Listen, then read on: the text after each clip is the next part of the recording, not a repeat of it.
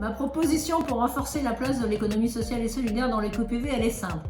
Développer de plus en plus de fabriques à initiative. C'est vraiment un outil extraordinaire.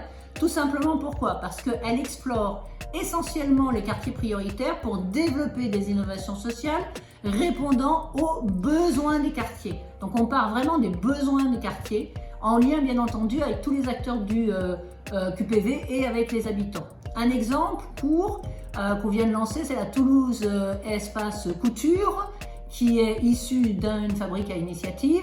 C'est un tiers-lieu dédié à la couture et à l'insertion professionnelle des femmes du quartier, qui va permettre de développer la mixité avec d'autres publics, puisqu'on va faire des cours de couture pour tout le monde, et qui va développer également une synergie intéressante avec une nouvelle entreprise qui vient de s'installer sur Toulouse, Casa 93 Mirail, qui est une école de mode que nous développons également Toulouse Métropole.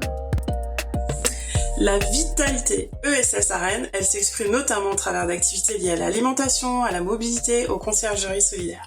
Alors 2 petits points de vigilance pour l'ESS. Le premier point, ça serait d'avoir davantage d'activités qui conjuguent urgence sociale et urgence écologique. Je pense notamment à des exemples comme les ressourceries de proximité à déployer massivement dans les quartiers populaires pour proposer des solutions de réemploi et en même temps des ateliers sociaux. Deuxième point de vigilance, c'est celui de l'égalité et la lutte contre les discriminations. Aujourd'hui, on a un certain nombre d'entrepreneurs ESS qui s'installent en quartier populaire, à la bonne heure, mais formons-nous tous et toutes aux enjeux d'égalité et lutte contre les discriminations, puisque ce sont des territoires où se concentrent massivement des populations issues de l'immigration, et dans un contexte de montée de l'extrême droite, nous devons tous et toutes être formés à ces enjeux-là. Parce que ce n'est pas parce qu'on fait de l'économie sociale et solidaire qu'on est forcément déconstruit. Et puis c'est aussi une question de responsabilité en interne, puisque être entrepreneur de l'ESS, ça veut dire aussi être potentiellement futur employeur, et donc il faut garantir l'égalité professionnelle au sein de sa structure.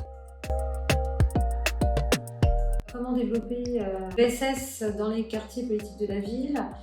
Par le biais de la commande publique pour pouvoir développer des activités de l'ESS au cœur des quartiers. Aujourd'hui, on a des clauses sociales qui sont généralisées dans quasiment tous les marchés publics lancés, que ce soit en rue ou hors en rue. Ça a l'avantage de réserver un nombre d'heures d'insertion aux habitants des quartiers. Ponctuellement, la difficulté, on le voit sur les quartiers dans lesquels on est implanté, on a peu de femmes qui sont recrutées par le biais de ces clauses, dans la mesure où on est beaucoup sur des marchés en rue, de bâtiments, de nettoyage, d'entretien des espaces extérieurs, donc des métiers qui sont peu orientés sur les femmes.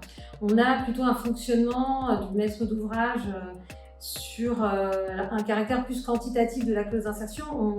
On impose un certain nombre d'heures, on fait fonctionner le compteur d'heures d'insertion sans forcément travailler sur des parcours plus qualitatifs. Ça se fait bien sûr sur certains territoires, ponctuellement, mais ce qu'on aimerait dans l'idéal, c'est de généraliser et d'utiliser un peu tout l'attirail législatif des clauses d'insertion, à savoir les articles qui permettent de réserver des lots à des structures de l'ESS ou d'insertion par l'activité économique, qui obligeraient les maîtres d'ouvrage à l'allotissement pour permettre à des PME de l'ESS d'y accéder, et ce qui permettrait aussi de co-construire avec les structures de l'ESS des réponses qui sortent des secteurs traditionnels de l'insertion. Ce serait intéressant de pouvoir co-construire avec les maîtres d'ouvrage des réponses qui aillent innover sur d'autres secteurs d'activité, innover sur d'autres réponses à cette commande publique et à ces clauses d'insertion, ce qui permettrait de construire des étapes de parcours avec les habitants pour leur permettre aussi de bénéficier de ces travaux,